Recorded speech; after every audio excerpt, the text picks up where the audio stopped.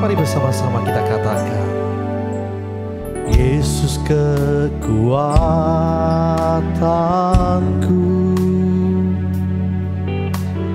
Yesus pengharapanku, Dia penolongku, Dia penghiburku. Yesus kau segalanya. Sekali lagi katakan, Yesus kekuatanku.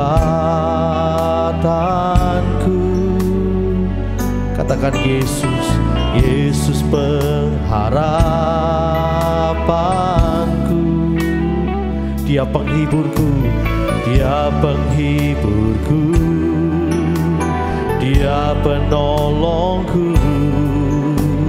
Yesus kau segalanya. Angkat suaramu, katakan, ku percaya, ku percaya, pertolonganmu nyata di hidupku. Ku percaya, ku percaya, mujizatmu nyata bagiku.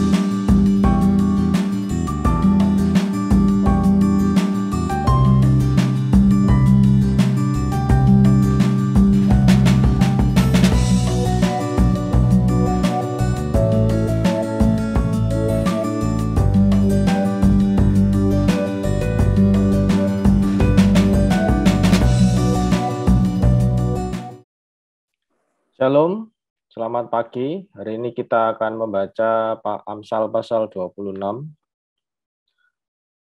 Seperti salju di musim panas dan hujan pada waktu panen, demikian kehormatan pun tidak layak bagi orang bebal. Seperti burung pipit mengirap dan burung layang-layang terbang, demikianlah kutuk tanpa alasan tidak akan kena. Cemeti adalah untuk kuda, kekang untuk keledai, dan pentung untuk punggung orang bebal. Jangan menjawab orang bebal menurut kebodohannya, supaya jangan engkau sendiri menjadi sama dengan dia. Jawablah orang bebal menurut kebodohannya, supaya jangan ia menganggap dirinya bijak. Siapa mengirim pesan dengan perantaraan orang bebal, mematahkan kakinya sendiri, dan meminum kecelakaan. Amsal di mulut orang bebal adalah seperti kaki yang terkulai, daripada orang yang lumpuh. Seperti orang menaruh batu di umban, demikianlah orang yang memberi hormat kepada orang bebal. Amsal di mulut orang bebal adalah seperti duri yang menusuk tangan pemabuk. Siapa mempekerjakan orang bebal dan orang-orang yang lewat adalah seperti pemanah yang melukai tiap orang. Seperti anjing kembali ke muntahnya, demikianlah orang bebal yang mengulangi kebodohannya. Jika engkau melihat orang yang menganggap dirinya bijak, harapan bagi orang bebal lebih banyak daripada bagi orang itu. Berkatalah si pemalas, ada singa di jalan, ada singa di lorong, seperti pintu berputar pada engselnya. Demikianlah si pemalas di tempat tidurnya. Si pemalas mencelupkan tangannya ke dalam pinggan, tetapi ia terlalu lelah untuk mengembalikannya ke mulutnya. Si pemalas menganggap dirinya lebih bijak daripada 7 orang yang menjawab dengan bijaksana. Orang yang ikut campur dalam pertengkaran orang lain adalah seperti orang yang menangkap telinga anjing yang berlalu. Seperti orang gila menembakkan panah api, panah, dan maut. Demikianlah orang yang memperdaya sesamanya. dan berkata, "Aku hanya bersenda gurau." Bila kayu habis, padamlah api. Bila pemfitnah tidak ada, redalah pertengkaran. Seperti arang untuk bara menyala dan kayu untuk api, demikianlah orang yang suka bertengkar untuk panasnya perbantahan. Seperti sedap-sedapan perkataan pemfitnah masuk ke lubuk hati. Seperti pecahan periuk bersalutkan perak, demikianlah bibir manis dengan hati jahat. Si pembenci berpura-pura dengan bibirnya, tetapi dalam hati dikandungnya tipu daya. Kalau ia ramah, janganlah percaya padanya, karena 7 kekejian ada dalam hatinya. Walaupun kebenciannya diselubungi tipu daya, kejahatannya akan nyata dalam jemaah. Siapa menggali lubang akan jatuh ke dalamnya, dan siapa menggelindingkan batu, batu itu akan kembali menimpa dia. Lidah dusta membenci korbannya, dan mulut licin mendatangkan kehancuran. Amin. Selamat pagi, Bapak Ibu Saudara yang dikasihi Tuhan. Shalom. Shalom. Mari kita bersama-sama bersatu di dalam doa. Tuhan, kami mengucap syukur kami boleh memulai hari yang baru ini dengan berkumpul bersama-sama di dalam ibadah doa pagi ini untuk menaikkan puji-pujian kepada nama-Mu, untuk mendengarkan firman-Mu dan menaikkan doa-doa syafaat kami. Terima kasih Tuhan atas pemeliharaan-Mu, atas rencana Tuhan yang sempurna. Terima kasih atas anugerah keselamatan yang Tuhan berikan kepada kami. Terima kasih untuk pengharapan kami yang ada dalam Engkau Tuhan. Kami rindu pagi hari ini kami boleh semakin mengenal Engkau, kami boleh lebih lagi melihat keindahan-Mu. Kami rindu apa yang menjadi kesenangan-Mu boleh menjadi kesenangan kami Tuhan. Hidup kami boleh benar-benar memuliakan Engkau, dan Engkau menjadi harta yang sejati bagi kami. Roh Kudus, Engkau yang memimpin jalannya ibadah doa pagi ini. Kami serahkan kepada pimpinan-Mu.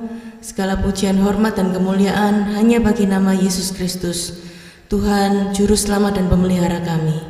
Haleluya. Amin.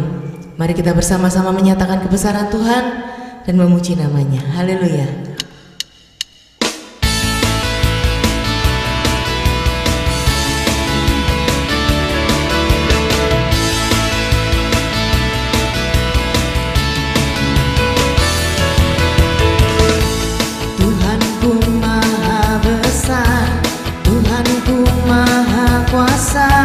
Raja segala raja, Dia takkan tergoyahkan, Dia takkan terkalahkan, Yang hidup dan berkuasa. Serukan namanya, Yesus Tuhan Raja, segala kuasa tunduk dalam namanya. Dia luar biasa, perkasa mulia, Yesus nama di atas segala nama.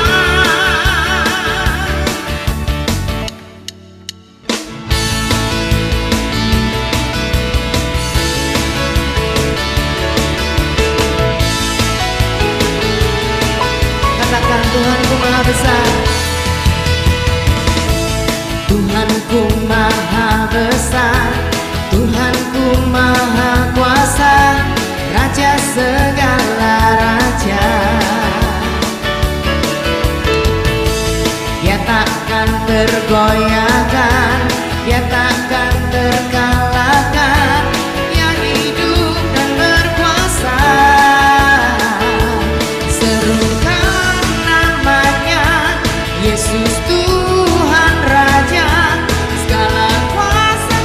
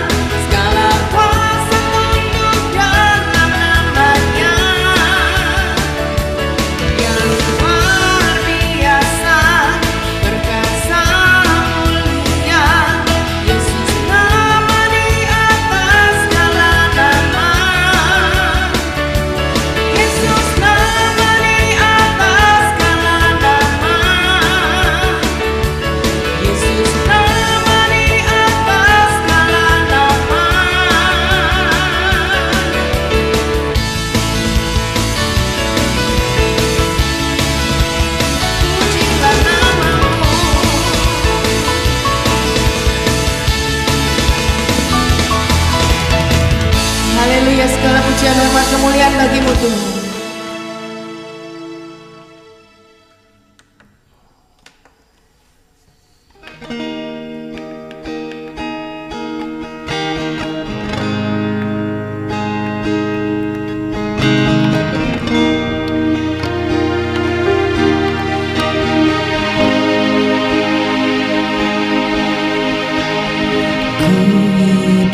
Oleh anugerahmu yang terbaik ku terima darimu. Rancanganmu indah bagiku, sebab ku hidup selalu di dalammu. Tiada pernah ku meragukan bukti kasih dan karya salibmu. Kau telah mati gantikan hidupku, sebab itu ku selalu bersyukur. Kasih-Mu memulihkan hidupku, kuasa-Mu membangkitkan rohku. Darah-Mu telah tercurah bagiku, pengorbanan-Mu sempurna.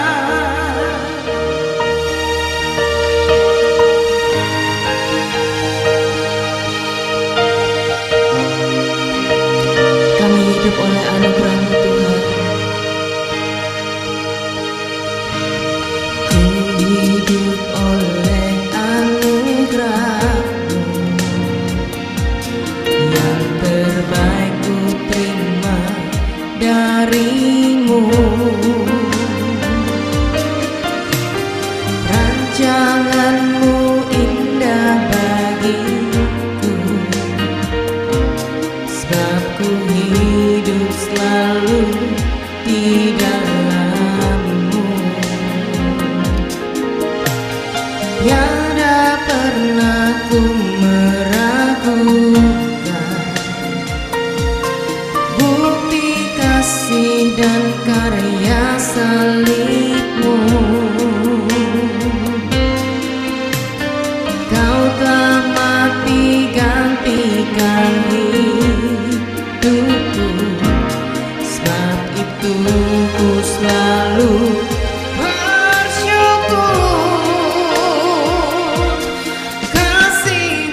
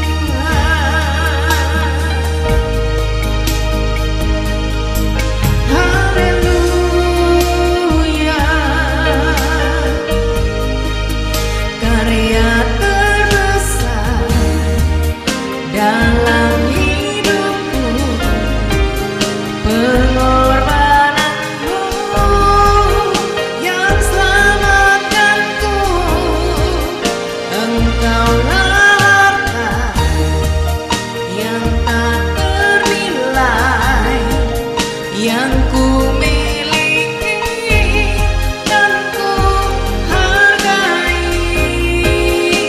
Yesus, Engkau ku kagumi, karya terbesar dalam hidupku, pengorbananmu yang selamatkanku. Engkaulah harta yang tak bernilai, yang ku miliki dan ku hargai. Yesus, Engkau ku kagumi. Yesus, Engkau ku kagumi. Yesus, Engkau ku kagumi.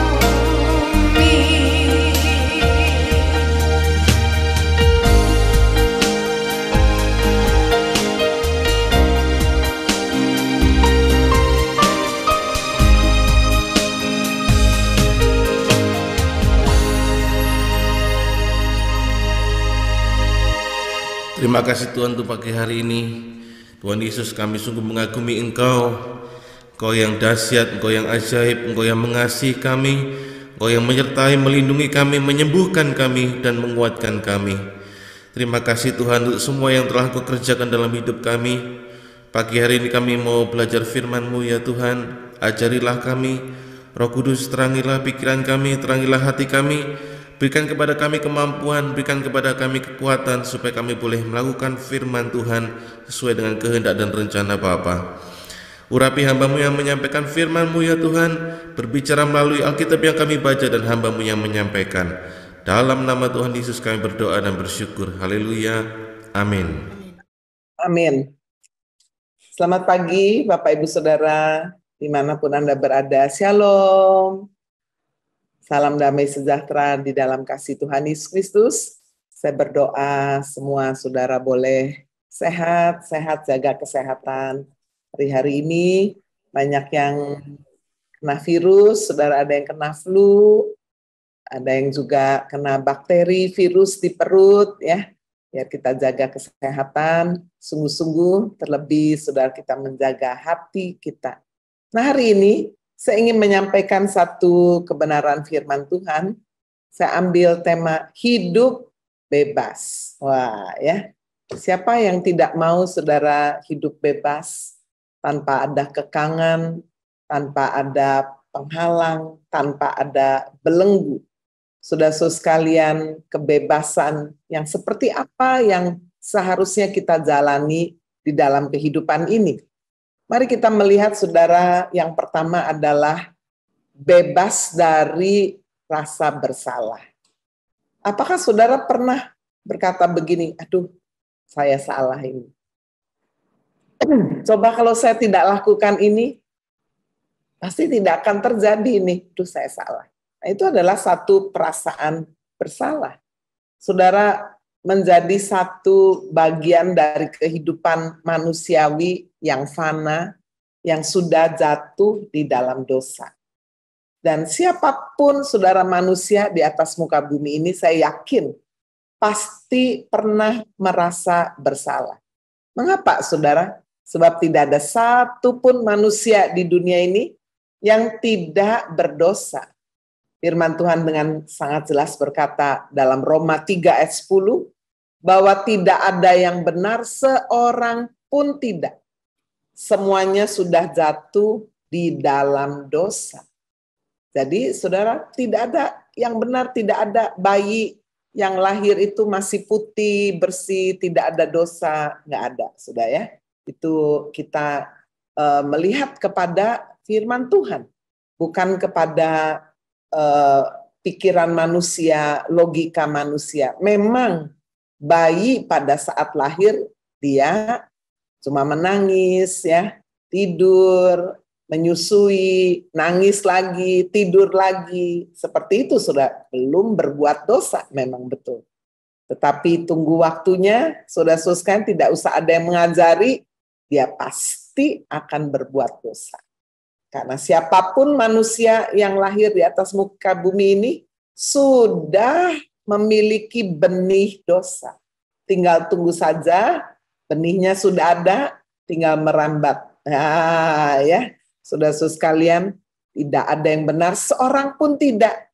Dan akibatnya semua orang, kalau tidak ada yang benar, semuanya sudah kehilangan kemuliaan Allah. Nah, perasaan bersalah, saudara, terbagi dua ya. Yang pertama, di mana seorang mengalami perasaan bersalah karena dia sudah berdosa, sudah jatuh dalam dosa, sudah berbuat dosa. Itu saudara secara ilmu psikologi disebut objective guilt. Satu perasaan bersalah yang objektif, memang betul-betul dia salah. Saudara-saudara sekalian, dan kalau kita melihat setiap kita, termasuk kalau saudara lihat anak kecil, yang dia melakukan satu hal yang salah, dia sudah dipesenin oleh mamanya yang mau pergi ke pasar, nah jangan makan es ya, itu yang di kulkas ya, es krim ya, kamu batuk, jangan makan loh. Iya Ma, iya tunggu kamu sembuh ya, ini mama pergi ke pasar, nanti mama pulang belikan kue ya, tapi jangan makan es krim, iya.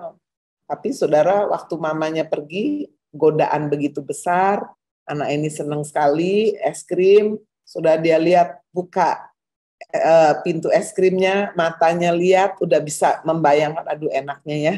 Lalu dia lihat es krimnya banyak, kalau diambil satu masa sih mama bisa tahu? Nggak mungkin ya. Dia tutup lagi, sudah pintu kulkasnya, dibuka lagi, waduh godaan tambah besar. Akhirnya saudara setelah mata lihat, pikiran bisa merasakan, dan semua rasanya nggak apa-apalah, cuma satu aja, mama nggak ada, saudara lalu dia ambil es krim itu, dia makan, menikmati, waduh cepet-cepet enak, luar biasa. Saudara tidak lama kemudian, waduh dia dengar mama pulang ini, wah dia cepet-cepet masuk ke kamar, ya dia pura-pura tidur. Ini anak masih kecil nih saudara, masih TK, bisa berbuat seperti itu. Mamanya heran, kenapa ini adik tadi udah lebih baik, kok tiba-tiba, nah ketika masuk ke kamar, dipegang lehernya, kok nggak panas ini ya? Ya dilihat, waduh seperti menghindar, ada apa ini? Nah seorang mama ya, dia sudah hafal, lalu sudah sekalian dia bilang, kenapa dek, kamu melakukan apa? Enggak mama.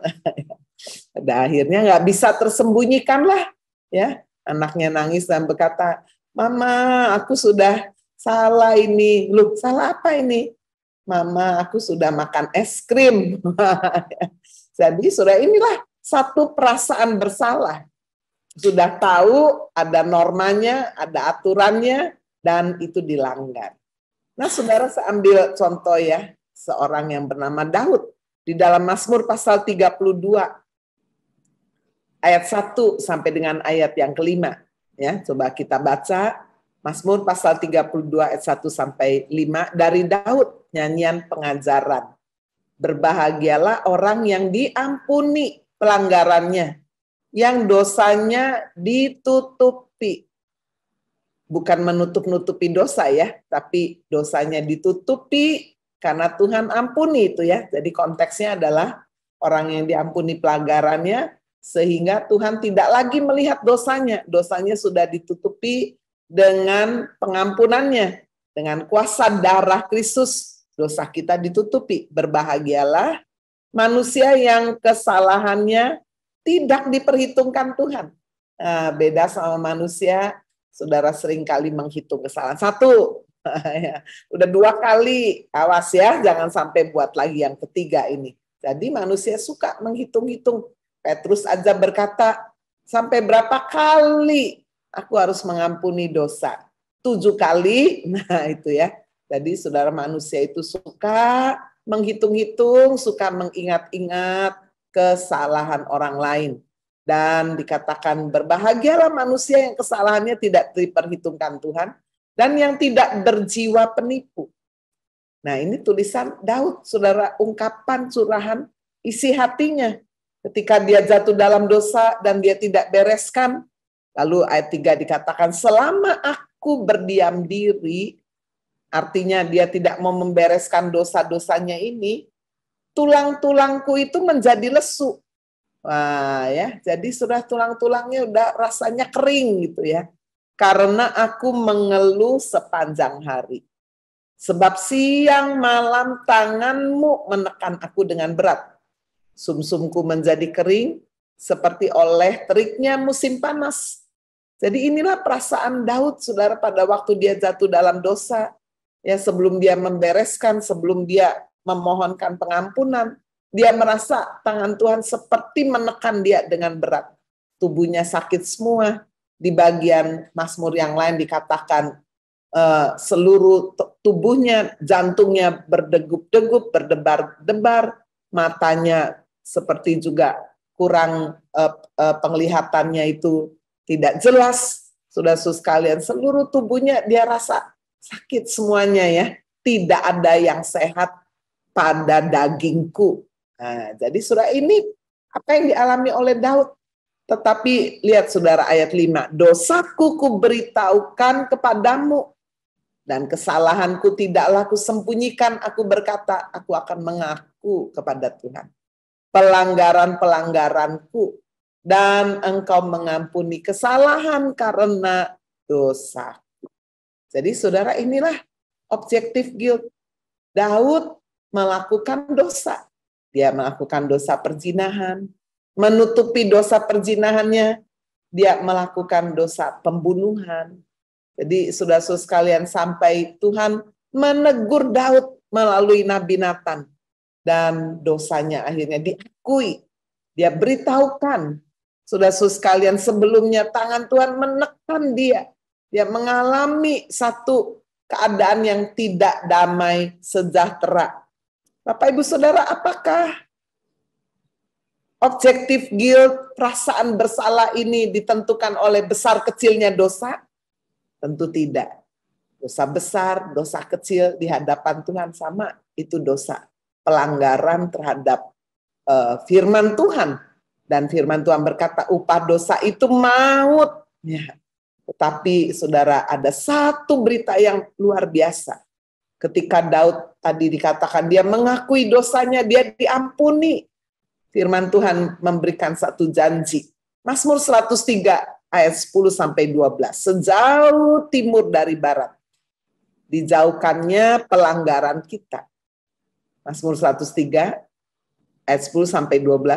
Coba kita lihat ya ayat ini. Ini satu janji firman Tuhan yang luar biasa.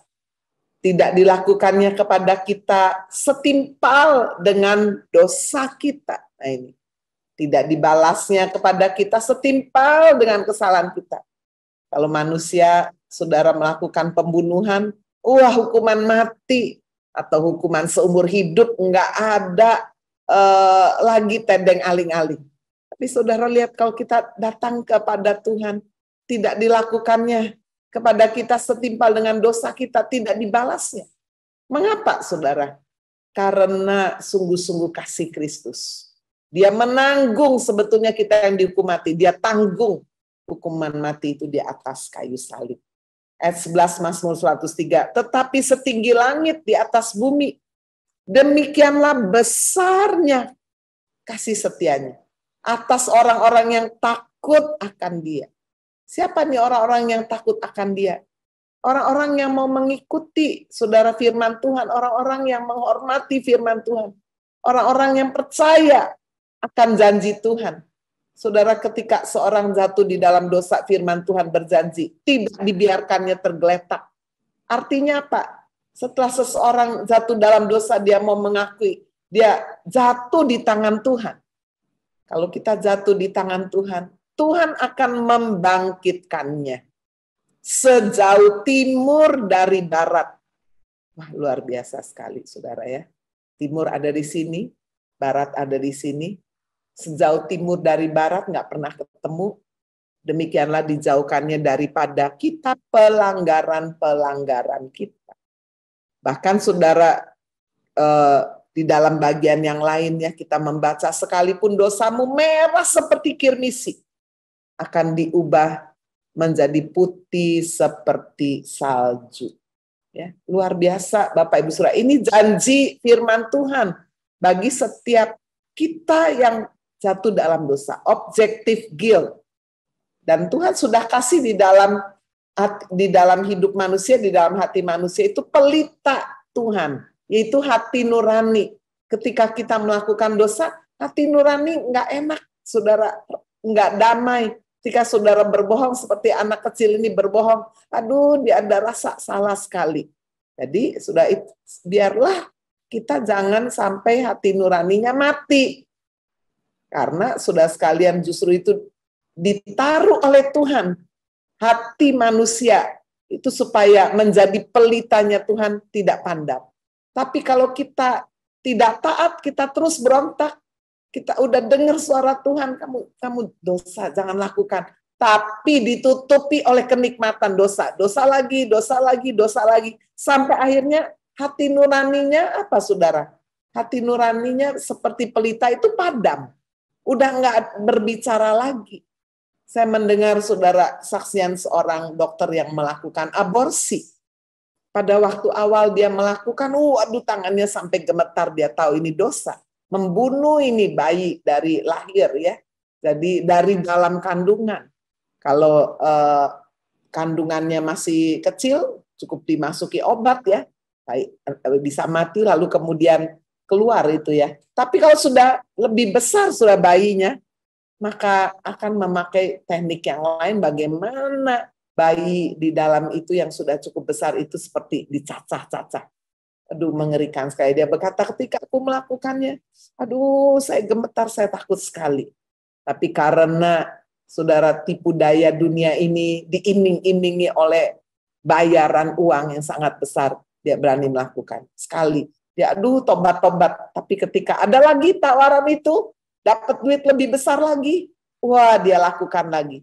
Sampai akhirnya berkali-kali, belasan kali, sampai dia hati nurani udah nggak bicara lagi. Sudah nggak ada lagi perasaan nggak damai sejahtera. Udah biasa aja.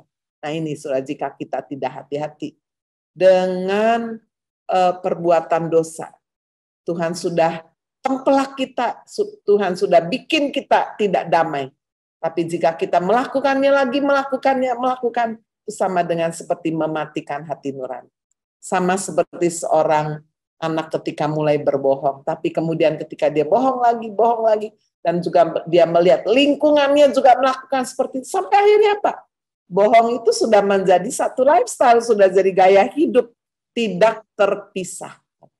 Jadi Bapak Ibu kita bisa melihat ini objective guilt ya. Satu perasaan bersalah karena memang orang itu melakukan dosa. Solusinya apa? Seperti Daud, sebelum dia mengakui dosanya, waduh sakit semua ya. Jadi saudara, perasaan bersalah bisa membuat orang juga sakit. Bisa membuat orang sakit secara fisik. Bisa membuat orang tidak tenang secara psikologi, secara kejiwaan. Karena dia dikejar oleh rasa bersalah. Nah, jika kita sudah datang kepada Tuhan Yesus, maka firman Tuhan sudah sekalian berkata memberikan janji. Roma 6 ayat 12. Sebab itu hendaklah dosa jangan lagi berkuasa di dalam tubuhmu yang fana. Supaya kamu jangan lagi menuruti keinginannya. Nah, saudara, kalau kita sudah pernah jatuh di dalam dosa karena keinginan mata, keinginan daging atau keangkuhan hidup, setiap kita bisa punya kelemahan yang berbeda-beda. Ada orang saudara gampang sekali jatuh dalam dosa dalam hal uang, atau dalam hal seksual, atau dalam hal kesombongan, atau dalam hal kebohongan saudara, gampang sekali. Atau kemarahan, emosi, kata-kata dengan kasar, dan sebagainya. Bapak Ibu Saudara-saudara sekalian, maka betul-betul kita harus menjauhkan diri. Kalau yang menyebabkannya itu pergaulan, wah, kita jauhkan saudara dari pergaulan yang buruk. Karena itu hanya akan membuat kita melakukan terus saudara dosa sampai akhirnya dosa itu sudah matang akan melahirkan maut.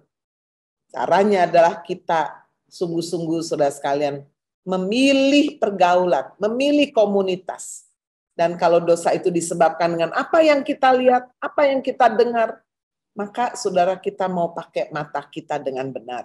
Seperti 2 hari lalu saya menyampaikan, cungkilah mata. Waduh, artinya bukan mata, sungguhan dicungkil ini. Tapi jangan memberikan lagi mata kita untuk hal-hal yang membuat kita jatuh dalam dosa. Janganlah dosa berkuasa lagi. Mengapa? Roma 6 ayat 11 berkata, kita ini sudah mati bagi dosa. Roma 6 ayat 11 coba kita baca. Demikianlah hendaknya kamu memandangnya, bahwa kamu itu telah mati bagi dosa. Tetapi kamu hidup bagi Allah di dalam Kristus Yesus. Jadi surah ini urutannya, ketika seseorang jatuh dalam dosa, cepat-cepat minta ampun, jangan tunggu besok. Jangan membenarkan diri, akui dosamu, dan minta Roh Kudus Tuhan tolong, supaya aku benar-benar tidak dikuasai oleh dosa. Saudara-saudara sekalian, saudara bisa, supaya benar-benar ada yang menolong saudara, saudara bisa ngomong sama suami atau istri, seseorang yang lebih rohani, tolong, supaya aku jangan lagi nih jatuh dalam dosa ini. Saya doakan ya, saya diingatkan ya, saya kuatkan ya. Nah, ini saudara. Dan kita memperhatikan setiap langkah-langkah kehidupan kita.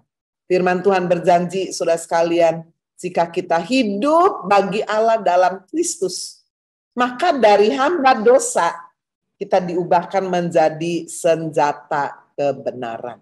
Nah, saudara-saudara sekalian, selain Daud kita melihat orang yang dilepaskan dari perasaan bersalah adalah Simon Petrus. Ya, seorang yang sangat dikenal sekali, murid Yesus, dia dilepaskan dari perasaan bersalah, dia salah, dia dosa. Dia menyangkal Yesus sampai 3 kali. Dia sampai kehilangan saudara visi untuk melayani sebagai penjala manusia. Buktinya waktu Yesus mati, lalu kemudian bangkit kembali. Aduh, dia rasa guilty ya, rasa dia kehilangan pengharapan. Di dalam Yohanes 21, dia berkata, udahlah saya mau menjala ikan lagi. Diikuti juga oleh teman-teman yang lain. So, hati-hati. Ketika seorang jatuh di dalam dosa dan belum benar-benar membereskannya, maka dia akan kehilangan visi yang Tuhan taruh. Dia bisa kehilangan panggilan. Dia jadi malas melayani. Hari ini coba saudara check up ya, kerohanian kita seperti apa. Kalau ada di antara saudara rasa suam, rasa malas ke gereja, rasa malas hubungan sama orang Kristen ini ya, semuanya sama. Mungkin saudara ada rasa jengkel karena saudara ditipu oleh orang yang mengaku diri Kristen, bahkan melayani Tuhan. Saudara disakiti, saudara dikata-katakan dari belakang, rasa ditusuk dari belakang, dihianati. Nah, jika saudara tidak segera bereskan dengan sungguh-sungguh, itu saudara akan akan berdampak, akan membuat tawar hati, bisa kehilangan visi, nggak lagi kepingin saudara ke gereja, nggak apalagi melayani, udah, pokoknya yang penting saya masih percaya Yesus gitu aja ya, hati-hati. Itu sebabnya mari saudara kita belajar ya, seperti Simon Petrus, bagaimana saudara inisiatif datang dari Tuhan. Tuhan datang dalam hidupnya, memberi kesempatan yang kedua dan Simon Petrus menerimanya. Bagaimana saudara berkata, oh kalau saya kok nggak didatangi Tuhan, siapa bilang? Tuhan bisa datang saudara melalui teman-teman saudara yang berkata, ayo ke gereja lagi, ayo ikut doa pagi lagi, ayo melayani lagi. Dan saudara mengeraskan hati.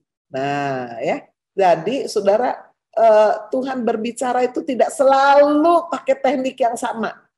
Dia bisa berbicara, sudah sekalian ada satu gerakan yang sangat kuat dalam hati kita. Ayo, datang lagi.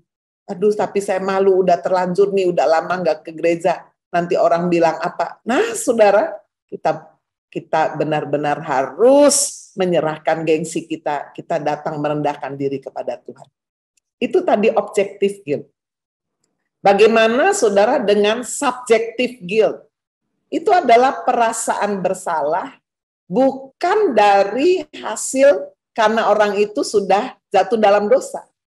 Tapi subjective guilt adalah satu perasaan bersalah, saudara, karena orang itu merasa bahwa dia tidak memenuhi standar yang sudah ditetapkan. Siapa yang menetapkan standar itu? Bisa orang tua, biasanya orang tua, keluarga, atau lingkungan, saudara, atau dari dirinya sendiri. Saya harus dapat A, ya. Saya harus juara 1. Siapa yang mengatakan itu? Orang tua. Kamu harus jadi juara loh. Jangan malu-maluin mama papa ya. Mama papa ini dulu juara terus. Kamu juga harus juara.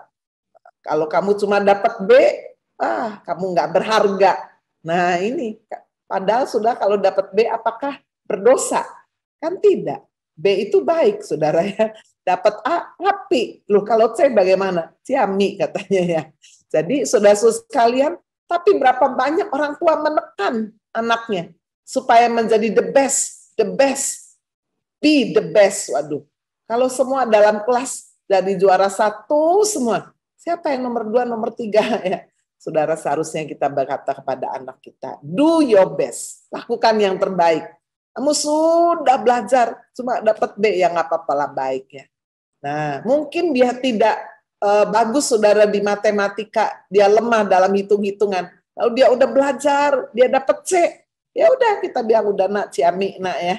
Ayo kita lebih lagi, kita doa, minta Tuhan kepinteran ya. Nanti bisa ini lagi, bisa lebih baik lagi. Jadi seperti itu. Jangan menanamkan subjective guilt di dalam diri anak-anak kita untuk supaya harus yang terbaik. Dan kalau tidak mencapai itu, anak akan rasa bersalah. Dan kalau ini terjadi sampai besar, saudara, anak gampang sekali subjective guilt, bukan jatuh dalam dosa, tapi dia merasa salah, merasa berdosa. Ini disebabkan pola asuh, tuntutan keluarga yang harus perfect, harus juara, harus sukses, harus pandai, kamu harus suci, kudus. Kamu ini keluarganya pendeta, ini keluarga hamba Tuhan, jangan malu-maluin papa mama ini ya. Sudah jadi aktivis, kamu nggak boleh, itu tekanan yang luar biasa. Apa saudara dampak subjective guilt? Orang itu tidak bisa mengampuni dirinya sendiri. Dia akan dikenakan satu perasaan bersalah. Dia bisa mengurung diri, dia bisa membenci diri, ya, karena dia kenapa nggak mencapai standar yang seharusnya dia peroleh. Saudara, subjective guilt, perasaan bersalah, itu bisa disebabkan juga ada satu penyesalan, aduh kenapa saya tidak melakukan itu. Contoh, ketika saudara punya orang tua yang sakit, lalu saudara udah telepon ke rumah sakit, semua mobil ambulan sedang nggak ada ya, dan saudara terlambat membawa karena ambulan udah cari di mana-mana nggak ada, sampai akhirnya saudara mungkin dapat pinjaman mobil dari yang lain, dibawa sampai ke rumah sakit sudah terlambat dan meninggal dunia. Dan saudara bisa merasa bersalah. Apakah saudara berdosa karena terlambat membawa orang tua ke rumah sakit? Tidak. Saudara udah berusaha, udah nggak ada sampai pada titik akhirnya ada, tapi begitu sampai nggak berapa lama orang tua sudah meninggal. Itu disebut subjective guilt. Satu perasaan berdosa, dan saudara dihantui terus, aduh gara-gara saya ini, coba kalau saya nggak terlambat. Nah ini saudara, jika saudara teruskan, maka itu juga akan menggerogoti hati kita, menghilangkan damai sejahtera. Dan kecenderungannya orang yang mengalami subjective guilt bisa menghukum dirinya sendiri. Ya. Dia bisa merasa, waduh saya salah, dan tuntutan dosa itu selalu ada hukumannya. Itu sebabnya, saudara sekalian, ketika misalnya tadi juga seorang anak tidak mencapai standar yang tertinggi, waduh dia juga bisa menghukum dirinya sendiri. Dia bisa putus asa. Bahkan kalau saudara mendengar ya, anak-anak kecil di Jepang banyak yang bunuh diri karena apa? Karena dia tidak dapat yang terbaik. Dia merasa nggak berharga. Ya udah bunuh diri aja. Aduh, sepertinya begitu murahnya ya nyawa seseorang. Nah, perasaan bersalah, saudara, Tuhan mau kita bebas dari perasaan bersalah ini. Apakah objektif guilt dosa yang benar-benar kita lakukan? Datang aja kepada Tuhan. Sampai berapa kali? Tuhan tidak hitung berapa kalinya. Tapi yang Tuhan inginkan adalah kualitas, kesungguhan hati kita minta ampun. Ya, seperti yang Yesus katakan kepada perempuan berzina, pergilah.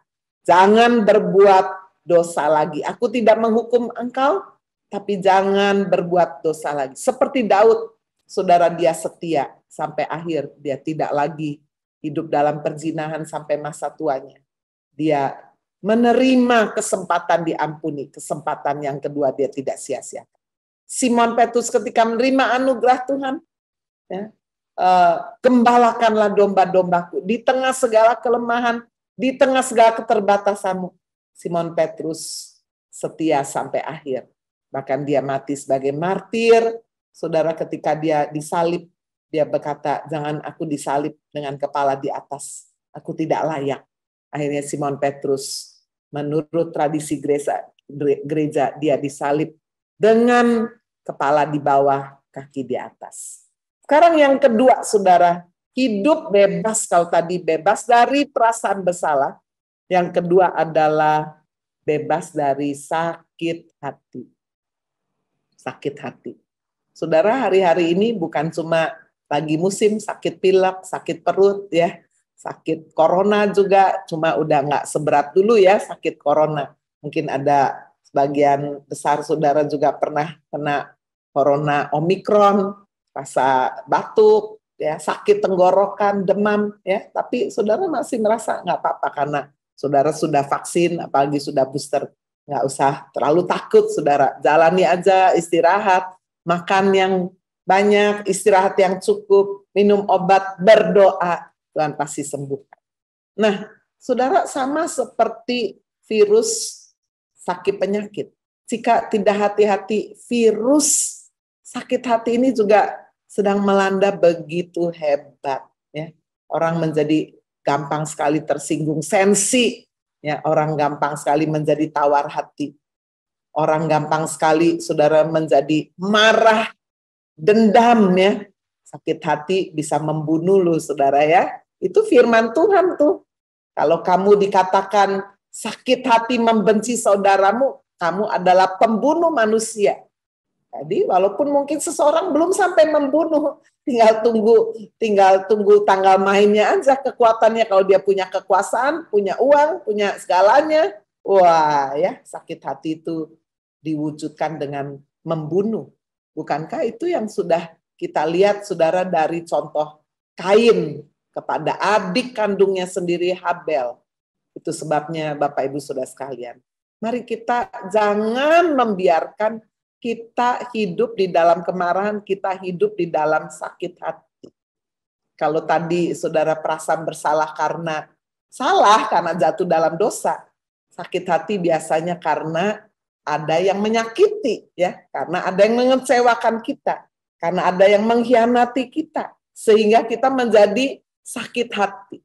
Tuhan mau kita bebas dari sakit hati. Roma pasal 6 ayat 22.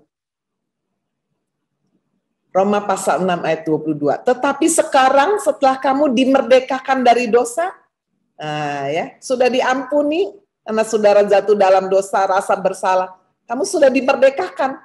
Dan setelah kamu menjadi hamba Allah, kamu beroleh buah yang membawa kamu kepada pengudusan, dan sebagai kesudahannya ialah hidup kekal.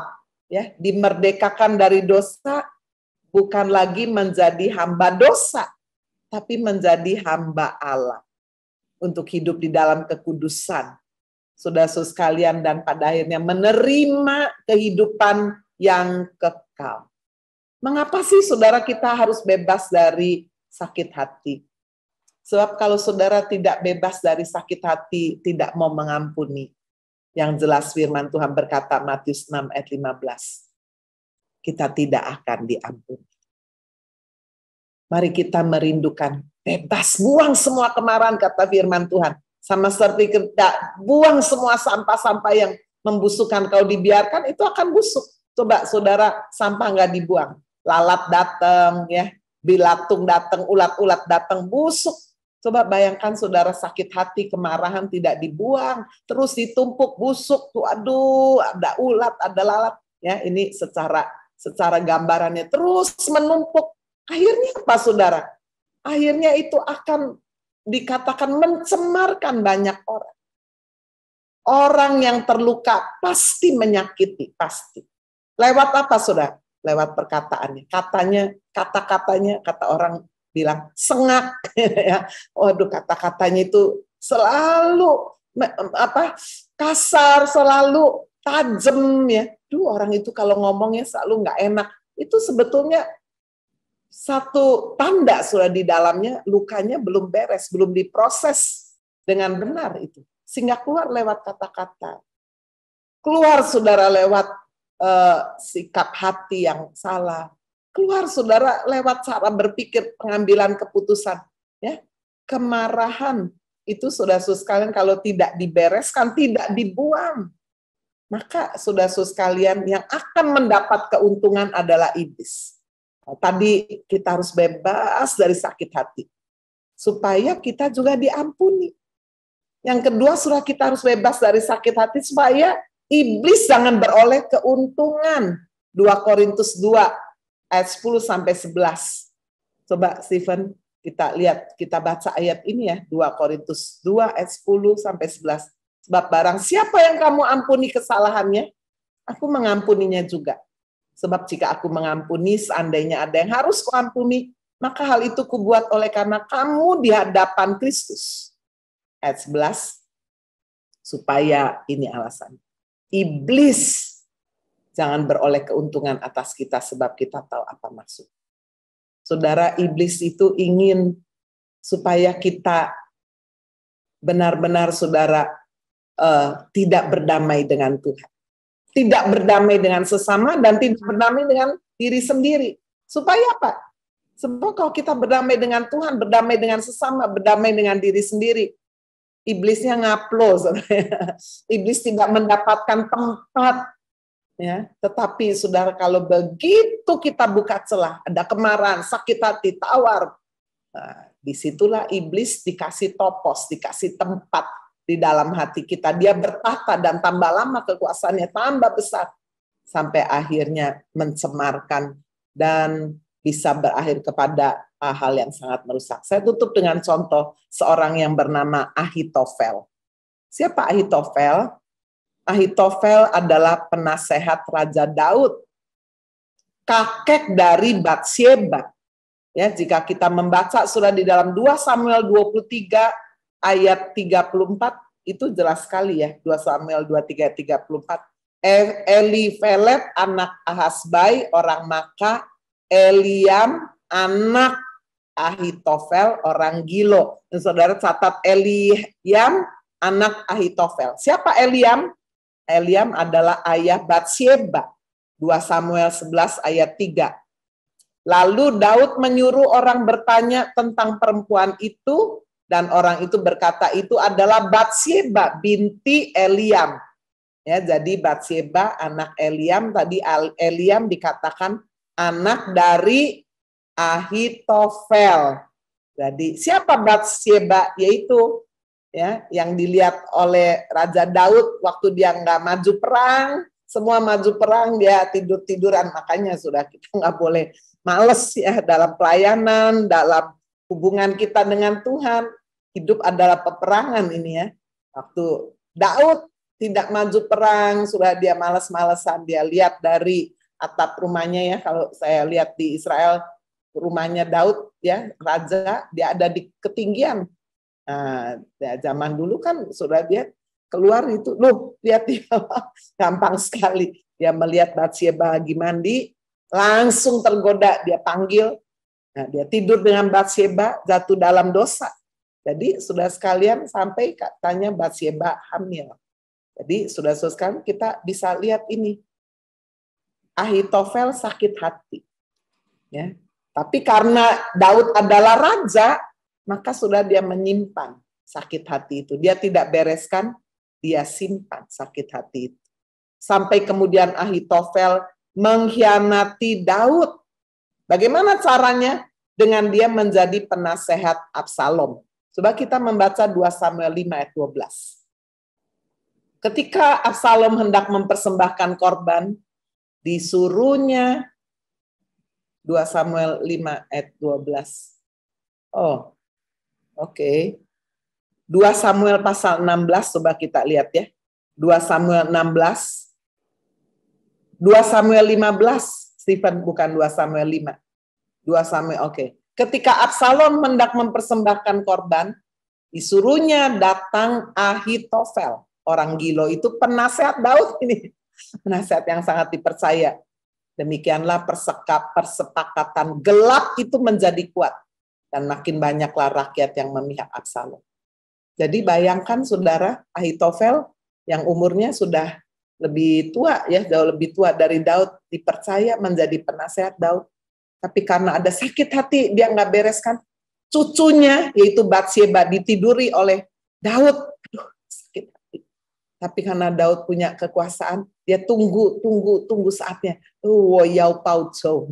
Aku mau bales ini. Nah, saatnya tiba. Waktu Absalom anak Daud memberontak lakukan kudeta, dia langsung berpihak kepada Absalom dan dia menjadi penasehat Absalom. Apa nasihat daripada Ahitofel? Coba kita lihat 2 Samuel 16 ayat 21 sampai 22. Ini nasihat datang dari Ahitofel.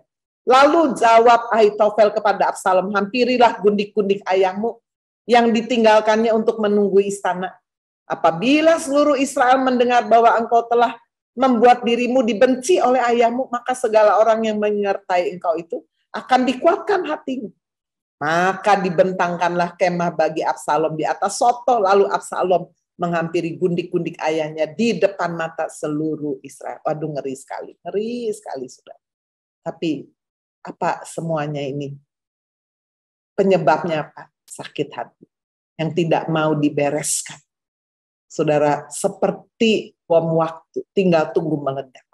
Dan ketika pada satu kali Tuhan menggagalkan nasihat Ahitofel tidak didengarkan oleh Absalom, apa yang dilakukan oleh Ahitofel?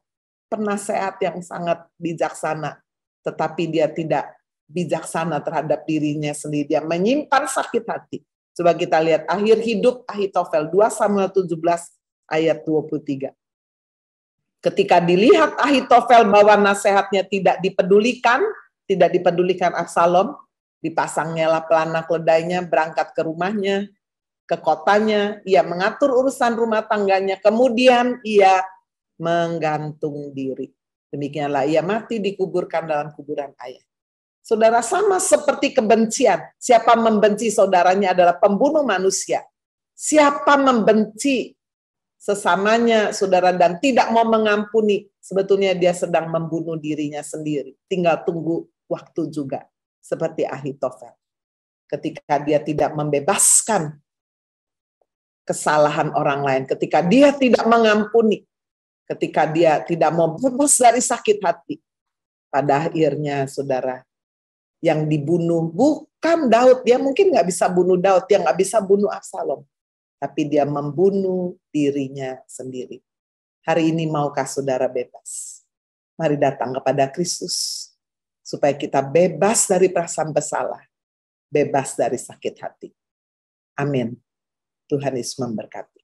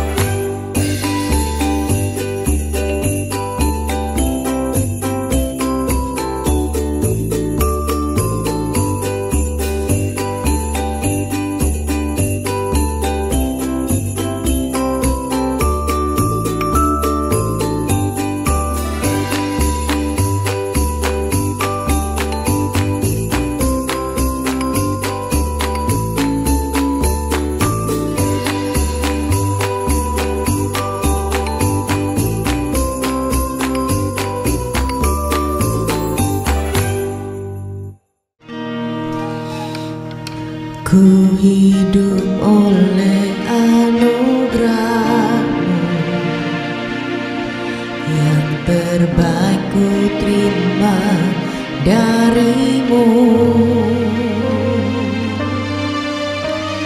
Rancanganmu indah bagiku, sebab ku hidup selalu di dalammu. Tiada pernah ku meragukan bukti kasih dan karya salibmu.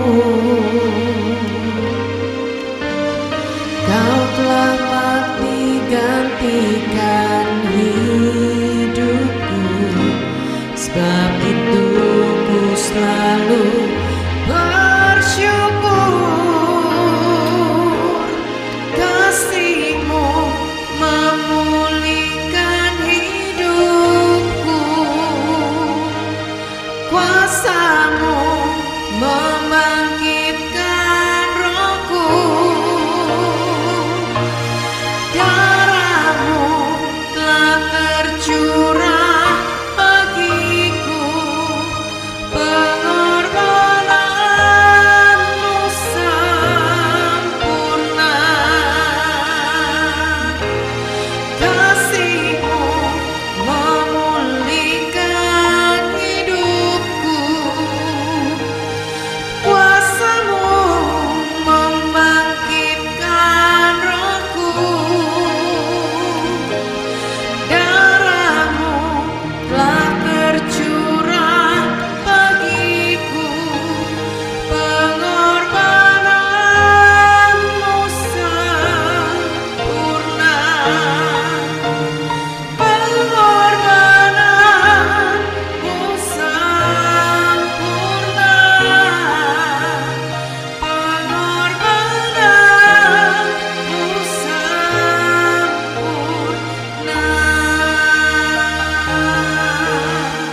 Terus Kau mendengar doa-doa syafaat kami, biar ada shalom di dalam setiap keluarga, dimanapun anak-anak-Mu berada Tuhan. Ada berkat-berkat yang dicurahkan Tuhan, ada kesempatan yang baru yang Tuhan sungguh berikan kepada kami dan kami tidak menyia-nyiakannya. Hamba juga berdoa Tuhan, mari saudara jika ada yang ingin bebas betul-betul dari perasaan bersalah, dari sakit hati, mari angkat tangan saudara Tuhan. Kau lihat tangan-tangan yang diangkat Tuhan Yesus, Kau yang sungguh mengasihi setiap anak-anak-Mu Tuhan. Jika ada dosa-dosa bahkan yang paling tersembunyi sekalipun, ampuni kami. Basuh dengan darah-Mu yang kudus Tuhan, Kau yang beri kebebasan. Kebebasan. Kami tidak mau hidup dalam dosa Tuhan. Kami mengakui semua dosa-dosa kesalahan pelanggaran kami. Basuh dengan darah Kristus. Dan kami percaya kami sudah menerima pengampunan dosa. Disucikan Tuhan, dijauhkan. Seperti Tuhan menjauhkan dari timur, dari barat. Tuhan menjauhkan dosa-dosa kami. Dan beri kami kuasa Roh Kudus untuk kami tidak jatuh lagi Tuhan. Kami juga berdoa mereka yang sakit hati, marah, kecewa. Kami mau tanggalkan, kami mau buang. Kami mau melepaskan pengampunan. Kami juga mau mengampuni diri kami sendiri Tuhan. Kami mau berdamai dengan Tuhan, berdamai dengan sesama, berdamai dengan diri sendiri. Dalam nama Yesus Tuhan, biar benar-benar kami dibebaskan dari sakit hati. Kami benar-benar terima damai sejahtera. Sakit penyakit kami disembuhkan oleh kuasa bilur Yesus. Kami yang tidak tenang, tidak bisa tidur, Tuhan juga tawar hati, Tuhan cabut semuanya, ganti dengan kedamaian, kesembuhan. Terima kasih Tuhan. Demikian juga untuk anak-anak-Mu, Tuhan menjamah menyembuhkan, untuk Ibu Evi, Evelyn, jamah sembuhkan. Keluarga Ibu Taslim Linda, Tuhan membawa pemulihan, kesembuhan, berkat-berkat-Mu Engkau curahkan. Kami juga doa untuk Ibu Marta Nomiati, Tuhan supaya tanahnya yang mau dijual, Tuhan juga pertemukan dengan pembeli. Ibu Tobondo, untuk Tobondo Melvin, juga Tuhan sendiri yang menjamah, menyembuhkan Tuhan kehidupannya, pemulihan yang terjadi, sungguh-sungguh Tuhan Engkau yang boleh nyatakan. Untuk Ibu Vivi Gunawan, Tuhan Engkau juga yang melakukan pemulihan dalam hal keuangan keluarga ini, kesehatan dalam hidup rumah tangganya. Ibu Liliana Rusli, Tuhan kesembuhan untuk payudaranya bagian kanan, jamah sembuhkan, supaya tidak ada masalah yang lebih berat lagi. Kami doa untuk papanya Vera, Tuhan yang kena kanker paru ini kami doa dalam nama Yesus. Tuhan biar ada pertobatan yang sejati Tuhan dan ada kesembuhan. Terima kasih Tuhan Yesus. Tuhan anak-Mu banyak yang sakit. Tuhan juga menjamah menyembuhkan dengan kuasa bilur Yesus. Panjang hari ini kami yang sekolah, kuliah, bekerja, berdagang, pergi ke toko, apapun yang kami lakukan, kami mohon penyertaan dan berkat Tuhan. Bahwa kami setia Tuhan, mengiring Kristus, membaca firman setiap hari, doa pagi tiap hari Tuhan. Persembahan yang kami berikan Tuhan juga yang boleh membawa kami menuai dengan penuh sukacita.